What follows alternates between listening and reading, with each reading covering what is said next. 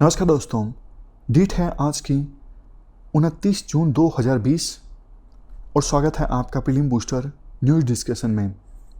सबसे पहले important article एंथ्रोपोज के बारे में है। देखो, कोविड-19 की महामारी आने के बाद ह्यूमन एक्टिविटीज़ एकदम से कम हो गई हैं, खास करके ट्रैवल। पहले ह्यूमन बींग्स जितना ट्रैवल किया करते थे उसके अपेक्षाकृत काफ़ी ज़्यादा कम ट्रैवल कर रहे हैं। तो इस पीरियड को नाम दिया गया है यूके के रिसर्चर्स के द्वारा एंथ्रोपोज। समझ गए?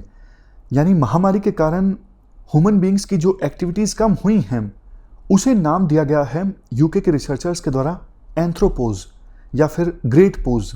इस एंथ्रोपोज पीरियड में एनिमल्स के व्यवहार में भी, एनिमल्स के बिहेवियर में भी बदलाव देखने को मिल रहा है। मतलब ह्यूमन एक्टिविटीज़ के कम होने के कारण एनिमल्स भी असामान्य ढंग से बिहेव कर रहे हैं। यूके के साइंटिस्ट अब और ज़्यादा गहनता से स्टडी करेंगे, पता लगाने की कोशिश करेंगे 21वीं शताब्दी में ह्यूमन वाइल्ड लाइफ इंटरेक्शन कैसे होगी, क्या फ़ायदा होगा इसका। फ़ायदा देखो, इस स्टडी का ये होगा, ग्लोबल बायोडाइवर्सिटी को और बेहतर ढंग से हम प्रिजर्व कर सकेंगे, इकोसिस्टम की इंटीग्रिटी को मेंटेन कर सकेंगे। इसके अलावा ग्लोबल जूनोसिस और इन्वायरमेंटल चेंजेस को प्रिडिक्ट करना। ग्लोबल जूनोसिस मतलब वो डिजीज़ जो एनिमल्स से ह्यूमन बींग्स में ट्रांसमिट होते हैं। इसके अलावा एनिमल चेंजेस को भी प्रिडिक्ट करना। ये हमने आर्टिकल डिस्कस किया एंथ्रोपोज के बारे में। चलते हैं आगे। Next article domestication of chicken के बारे में है। डोमेस्टिकेशन का मतलब होता है पालतू बनाना। क्या कंटेस्ट है? हाल ही में साइंटिस्ट के द्वारा एक स्टडी कंडक्ट की गई जिससे हमें और ज़्यादा डिटेल्स का पता लगता है चिकन का डोमेस्टिकेशन कब हुआ, मतलब चिकन को शुरुआत में कब पालतू बनाया गया। देखो, अभी तक विश्वास ये किया जाता था चिकन को सबसे पहले डोमेस्टिकेट किया गया इंडस वैली में और नॉर्दर्न चाइना में। चार्ल्स डार्विन के अनुसार 4000 बीसी में एक सिंगल एंसेस्टर रेड जंगल फाउल, ये स्पीसीज़ हैं चिकन की, इसी से शुरुआत होती है चिकन के डोमेस्टिकेशन की इंडस वैली में। लेकिन अभी जो स्टडी कंडक्ट हुई इसमें 863 यानी 863 चिकन्स के जीनोम की सीक्वेंसिंग की गई और इसमें चिकन की काफ़ी सारी स्पीसीज़ को इन्वॉल्व किया गया। जैसे देखो, गालस वंश के 4 स्पीसीज़, रेड जंगल फाउल की 5 सब स्पीसीज़, या फिर अलग अलग चिकन की और भी स्पीसीज़, इन सब के जीनोम की सीक्वेंसिंग हुई और ये पता लगता है स्टडी से कि चिकन का डोमेस्टिकेशन सबसे पहले नॉर्दर्न साउथ ईस्ट एशिया में और साउदर्न चाइना में होता है, ना कि इंडस वैली में और नॉर्दर्न चाइना में। मैं फिर से बोलता हूँ, नई स्टडी के अनुसार सबसे पहले डोमेस्टिकेशन होता है चिकन का south west China, southern China, northern Thailand और म्यांमार में। तो ये हमने डोमेस्टिकेशन ऑफ चिकन से संबंधित आर्टिकल को डिस्कस किया। चलते हैं आगे। Next article advanced torpedo decoy system Mareech के बारे में है। क्या कंटेस्ट है? इस advanced torpedo decoy system Mareech को इंडियन नेवी ने अपने बेड़े में शामिल कर लिया है। ये देखो, स्वदेशी है। इसको डेवलप किया गया है DRDO लैब, NSTL यानी naval science and technology laboratory, NPOL यानी naval physical and oceanographic laboratory के द्वारा मिल के डेवलप किया गया है। क्या कैपेबिलिटी है इस डेकोय सिस्टम मारीच की? मान लीजिए ये दुश्मन देश का सबमरीन है और ये इंडिया की सबमरीन है।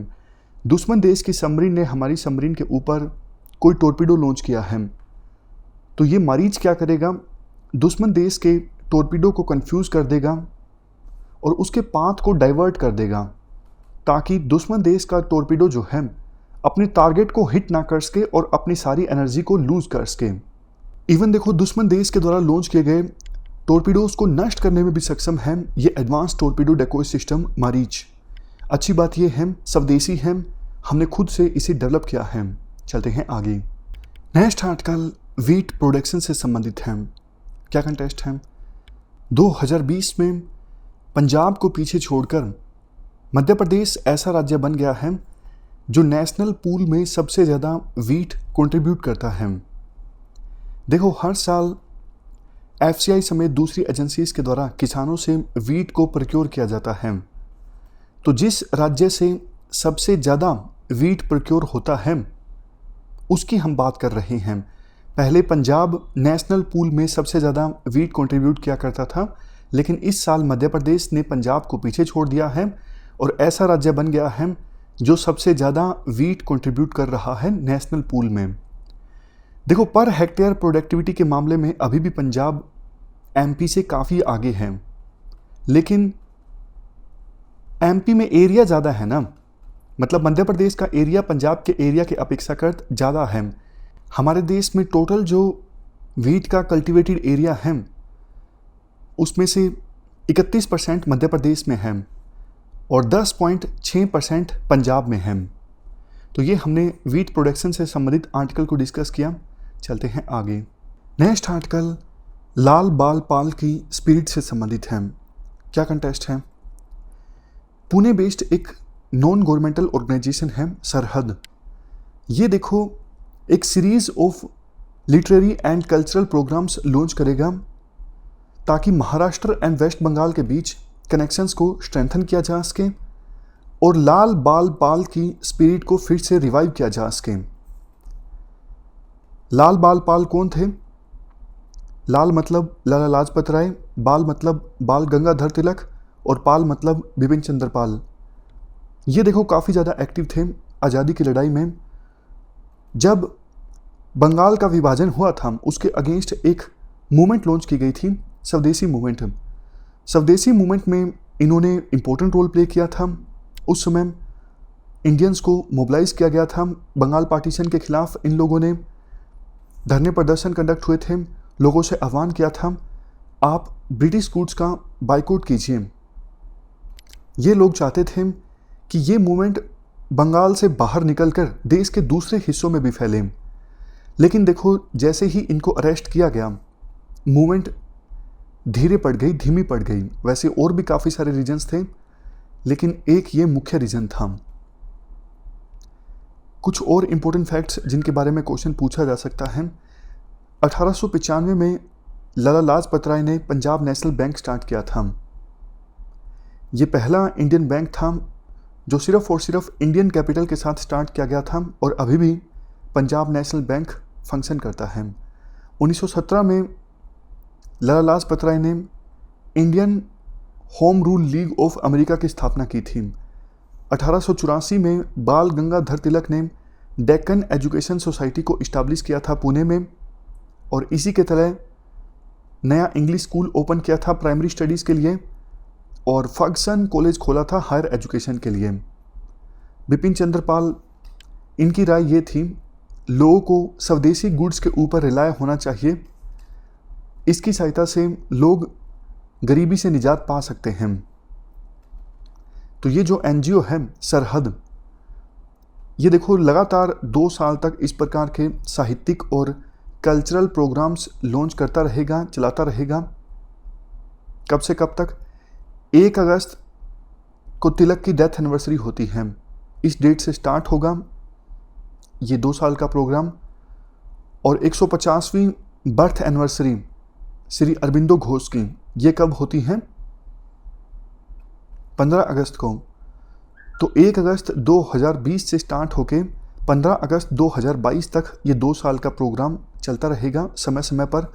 इससे महाराष्ट्र और बंगाल के बीच जो फ्रेंडशिप है वो भी मजबूत होगी। Next article national productivity council के बारे में है। क्या कंटेस्ट है? नेशनल प्रोडक्टिविटी काउंसिल की 49th गवर्निंग काउंसिल की मीटिंग ऑर्गेनाइज हुई, किसकी अध्यक्षता में?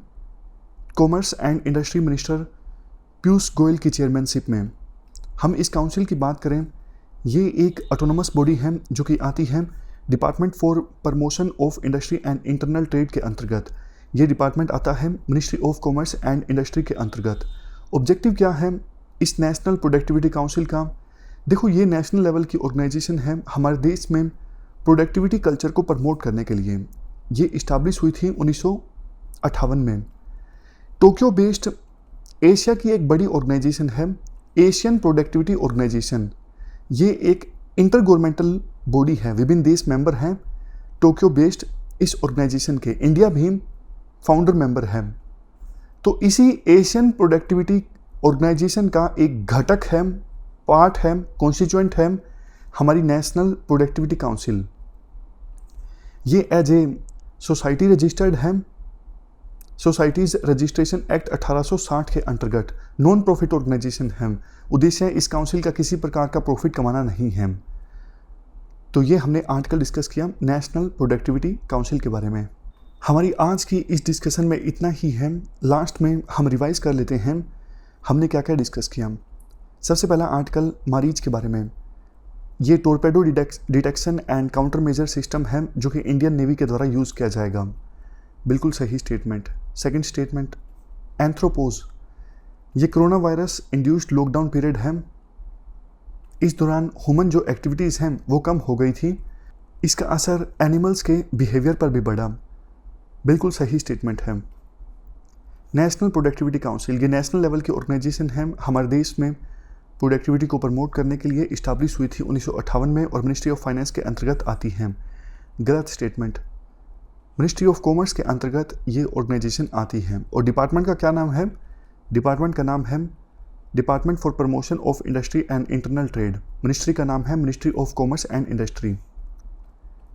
Next, Uttar Pradesh in 2020 has surpassed Punjab to become number 1 contributor of wheat. गलत स्टेटमेंट है। मध्य प्रदेश ने 2020 में पंजाब को पीछे छोड़ा है देश में नंबर 1 व्हीट कंट्रीब्यूटर बनने के लिए, ना कि उत्तर प्रदेश ने। हमारी आज की इस डिस्कशन में इतना ही है। Thank you very much for discussion.